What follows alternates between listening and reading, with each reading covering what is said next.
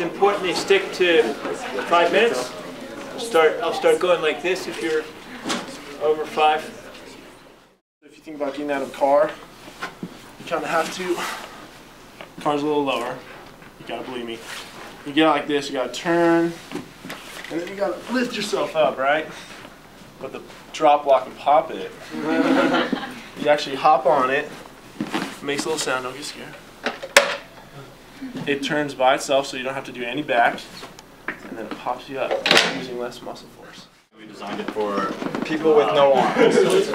So you have to, so we noticed that arm swing is advantageous in walking, and we thought of a device that could have people with no arms experience the same advantage of arm swing.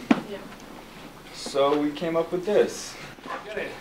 It worked better when we had prolonged movement on a treadmill. These short distances don't really get it swinging, but I'll try to. You can see it a little bit. The first test that we did was Janie and I did multiple drives of different lengths, anywhere from 45 minutes to 5 hours, depending on where we were going.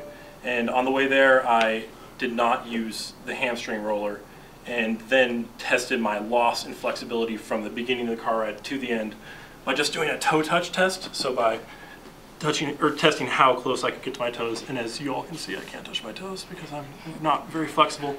And we noticed that without using the hamstring roller after car rides, I would experience a temporary loss in flexibility, accompanied with a lot of discomfort. I tend to shift around in my seat a lot, especially as car rides get longer and longer. It gets more and more painful, and the loss of flexibility is considerably greater.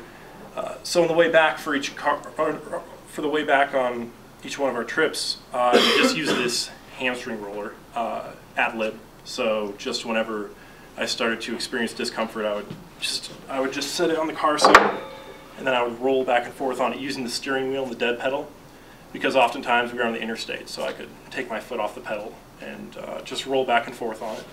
I still experienced a loss in flexibility on these car rides, but it was significantly less than without using it.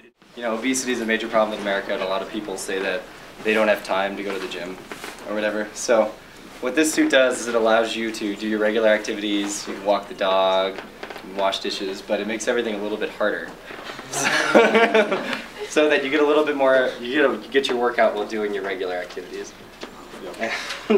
So there's like lighter resistance bands in the arm and then heavier resistance bands in the leg.